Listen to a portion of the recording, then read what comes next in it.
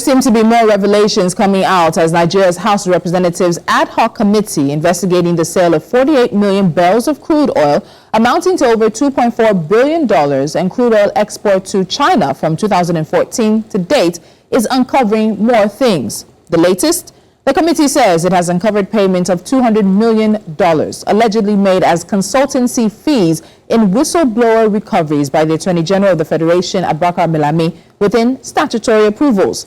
The committee has also flagged the fact that the AGF Malami and the Minister of Finance, Zainab Ahmed, have not been cooperating with the committee. The two have failed to answer to issues arising from the crude sales, despite letters of invitation sent to them. The chairman of the committee, Mark Gibla, says the duo have serious questions to answer and should please heed the invitation of the committee or risk arrest. Lanre Suraj, the chairman of Human and Environmental Agenda HEDA, joins me now to look into this. Lanre, welcome to Politics HQ. Thank you so much for joining me. Thank you for having me. So let's start with the fact that the Attorney General of the Federation and the Minister of Justice, as well as the Finance Minister, have failed to honor the invitation of this House of Representatives committee to appear before it on this particular issue. In all honesty, does this really come to you as a surprise? No, I mean, it's not really coming to me as a surprise because several times we have had reasons to caution and warn the House of Representatives, the National Assembly generally, that there's a need for them to protect the mandate and the power of the Assembly. But what we have seen before now is the habit and the consistent practice of members of the Parliament to always compromise, their power by allowing for the executive in particular to get away with quite a lot of atrocities and unconstitutional acts. And that has emboldened many of these appointed officers in the executive office to discountenance, to disregard and dishonor invitations from the National Assembly for them to give account of their activities in office, and which is supposed to be the constitutional power of the National Assembly to give what we call the oversight function, the separation of power and accountability in office. But unfortunately, the National Assembly members have undermined the integrity and power of that assembly to the extent that the executive members are almost certain that no consequences will come to them when they disregard, disobey, and also disparage sometimes even members of the National Assembly.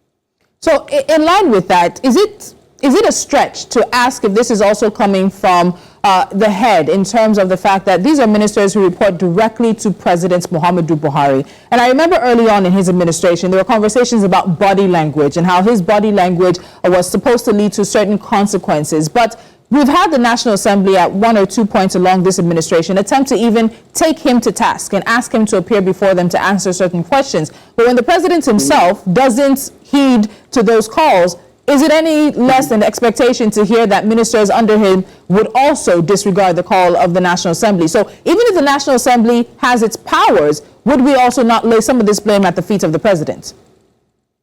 Yeah, I mean, it's unfortunate that the president has also allowed many of the appointees to deliberately undermine some of the achievements of the government and the executive up until now. It would have been really better for the president to even have given where many of his appointees would not want to honor and give account. If the president is innocent of some of these allegations, he should have directly also mandated them to go and answer to some of those summons. But unfortunately, that is what you have seen with many of, not only just President Buhari, with many of the executive members, and that's the president. So it tells you one thing, is that they are complicit, it's either they also don't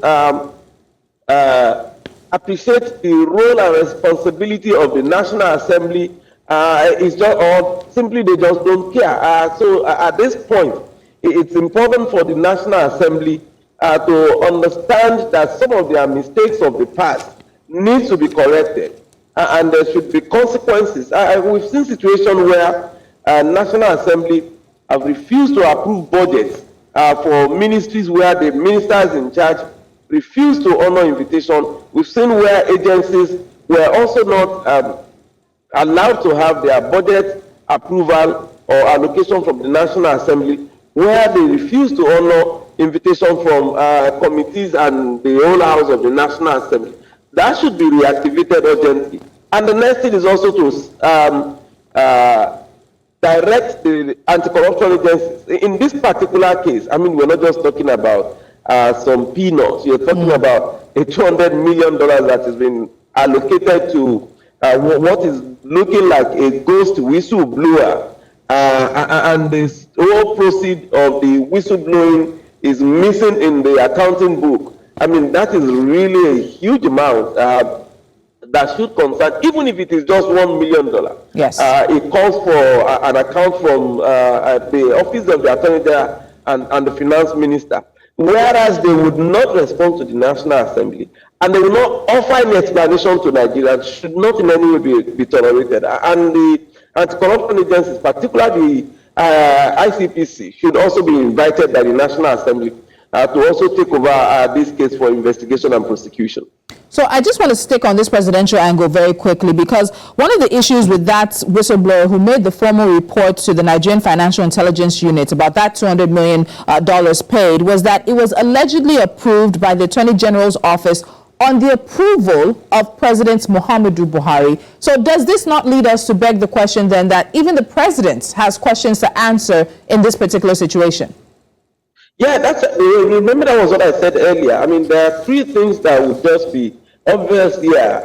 Is either the president is complicit, the president is ignorant, or the president just doesn't care. And in either of all of them, the buck still stop at the table of the president. It is rather unfortunate that issue of accountability of this nature will have, some of the ministers at the center of accountability and report, failing to live up to the expectation, and the president will be looking the other way. There's no amount of immunity that can be conferred on any of the ministers by the president, and especially where the express approval of the president and the Federal Executive Council is expected to be secured before this amount of money is paid to any whistleblower. Then there's a need to have that urgent, deeper investigation of what happened. So is either the president approved, knowing that this is actually going to be a scam,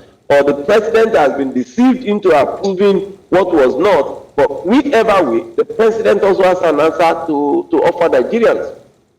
So we have a lot of allegations that are coming out from this investigation. There are allegations that the Minister of Finance, as you just alluded to, has been approving payments to whistleblowers in percentages that are at variance with the policy of what they should be paid. There are allegations that the Attorney General is involved in the receipts of funds when it comes to money coming from outside of the country, without these funds then being remitted into the Federation account. There are also allegations that involve, of course, as I said, the $2.4 billion in revenue, $2.4 billion in revenue that's been lost. What are Nigerians to make of this allegation, particularly for an administration that came in on the back of fighting corruption, promising to fight corruption? These are the final days of the Buhari administration now. While there remain allegations, they're very weighty ones. What are Nigerians to make of this? No, I mean, there's no doubting or fooling ourselves that if there's been any iota of fight against corruption in this regime, you can only say that the president only gave, at some point, some kind of support to such an agency like EFCC. And that's why, if you look at the record, the Office of the Attorney General, which also has the power to prosecute some of these cases and also direct investigation, doesn't have a single case in 8 years under Malami, does not have a single case of corruption successfully prosecuted, even initiated, not to talk of successfully prosecuted. The only one that also was constructively, diligently engaged in by the EFCC of international dimension, which is with the OPL 245 Malabu case. And the country has recovered about $78 million from that engagement, investigation, and prosecution. There are about $120 that is also frozen in Switzerland. A private jet was also forfeited, temporarily forfeited in Canada. Malami is also saying that the president should discontinue the prosecution of it. He is not saying the people involved are not guilty or the offenses are not committed, but it's just saying that Nigeria is missing out in some of the benefit that would have come from a corrupted deal that the country is losing about $6.8 billion, even if the country should go ahead, as Malami suggested. So you can understand that there's nothing that is called the fight against corruption. With the majority of subordinates of the President Muhammadu Buhari regime, and that was why somebody like Magu could be easily victimized and then also vilified and forced out of office by the gang of many of these corrupt officers that are even very close and enjoy protection even from President Muhammadu Buhari. So what you have seen and what you are seeing is the continuation and extension of the activities and atrocities of many of these characters. And just like you saw happening under the regime of former President Jonathan, there will be a whole lot of can of worms to be opened when this government gets out of office. And people like Malami would have a lot of answers to give if we're able to get, and that would be one of the greatest challenges that would be posted to the incoming regime. We must have a review and a probe of this government and this regime when they leave office. It is not just going to be an inter-party investigation when you have change of government. Intra-party should also happen, and that is why we have the ICPC and the EFCC. Okay, so one of the more worrying things that this investigation has also thrown up comes from the formal response of the Central Bank of Nigeria to the committee. So the CBN has indicated that these agencies are operating their treasury single account and making expenditures from these accounts without recourse to the CBN. And there are constitutional provisions that states that all revenue accruing to the Federation must be paid into the Federation account. A situation where we have agencies circumventing policies and constitutional provisions is a very worrisome one, especially when it comes to the funds and finances of the country. It's also worrisome because Nigeria is a country that tends to move on precedent. So while we have this possibly happening under the Buhari administration, we have another administration coming in. Someone will say, well, that's how the previous administration was doing it. Why should we be the ones to follow the rules? Lanre, I want you to speak to this. No, it's rather very unfortunate and sad. The CBN cannot in many ways justify its attempt to actually exonerate itself from some of these financial atrocities. And unfortunately, this is what you will get when you have also a CBN governor that is distracted from his primary responsibility and delving into political affairs, like Emefiele attempted to contest for the office of the president. I think that was one of the greatest disservice that was done to this country. I think that was also one of the bases where he must have also compromised on his own power and mandate to ensure that the withdrawal from the Federation account must actually meet not only constitutional provisions, constitutional approval, parliamentary approval, but also that they are budgeted for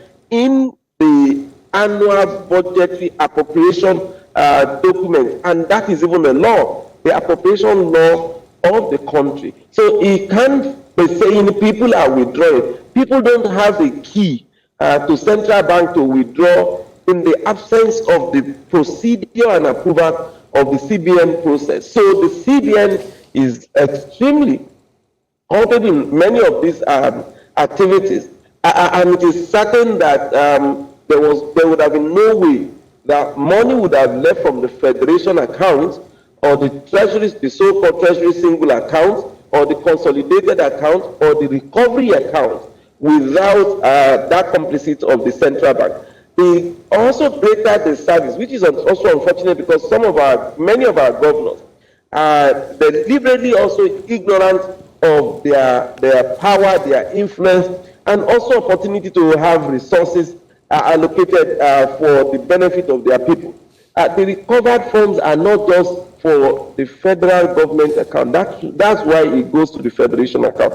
These are funds that are meant to also be reallocated in the appropriate proportion for the federal government, the state government, and the local government. But you have seen a situation where characters like Malami are consistently treated recovered funds like a federal government fund and disbursed at their whims and caprice without recourse to the National Assembly. And this should be the first fight that the governors should have fought against the federal government to ensure that there is that level of respect for the 3 tiers of government that we have in the country. So, Lanre, I want to come back to something you mentioned just briefly as we wrap up, and that's about the fact that you are advocating at this point in time that we prepare ourselves for a probe into the Buhari administration, an intra-party probe and investigation. But what we know, of course, is we have situations where, as you've pointed out, the National Assembly doesn't always work as the check and balance to the executive, particularly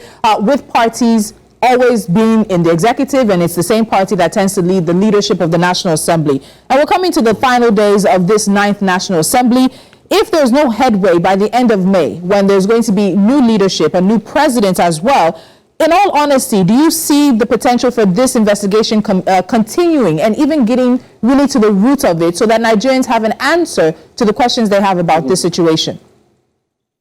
Yeah, I see the chances because, interestingly now, we have more diverse National Assembly coming under the 10th Assembly. So if you have this APC-dominated National Assembly leaving office in June, the incoming one with also sizable number of opposition parties should be able to pick up on these cases.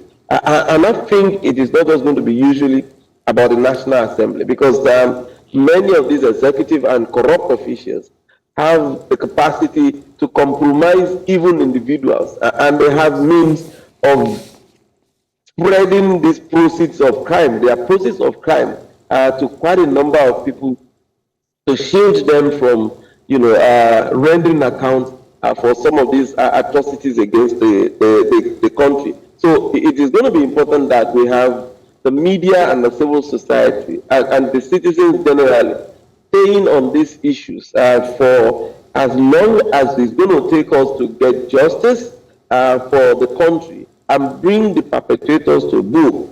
We have a duty to continue demanding action from the people that we have elected to not only provide these checks and balances, but also to provide oversight function on the individuals. It is not also to be left to just having them render account. People like Malami who have failed to obey the law, obey the Constitution, and respond to the rule of law should also be reported to the professional association like the lawyers for them to decide if he is truly representing the integrity and dignity of the professional association. And if he's found wanting, it should be sanctioned by the professional association. The same thing should be done to the Minister of Finance, to whichever professional association she belongs. It's high time that we activate and encourage and support the professional association to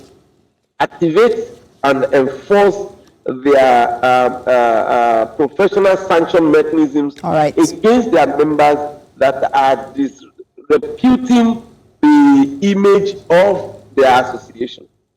All right, Lanre Suraj, Chairman, Human and Environmental Agenda HEDA. We'll leave the conversation at that. There is a lot more on this, and we know that we'll be seeing some more conversation come up in the following weeks. Thank you so much for your time now. Always my pleasure. Thank you. All right. And even the committee, the House of Representatives ad hoc committee that's investigating this case, has also had its remit and scope called into question. There are those who believe that the committee doesn't have the right to be investigating this. And given that there are 2 court cases, or at least 2 competent courts of jurisdiction that are also handling this case already, there's no reason for this ad hoc committee to be investigating the issue. But as I said, it's one that will continue to develop, and in the coming days and weeks, we'll give you all the updates from here in Nigeria. And this is where we draw the curtain on today's show. Many thanks for watching. I'm Tolulope. Adeleru-Balogun. Do have a pleasant evening.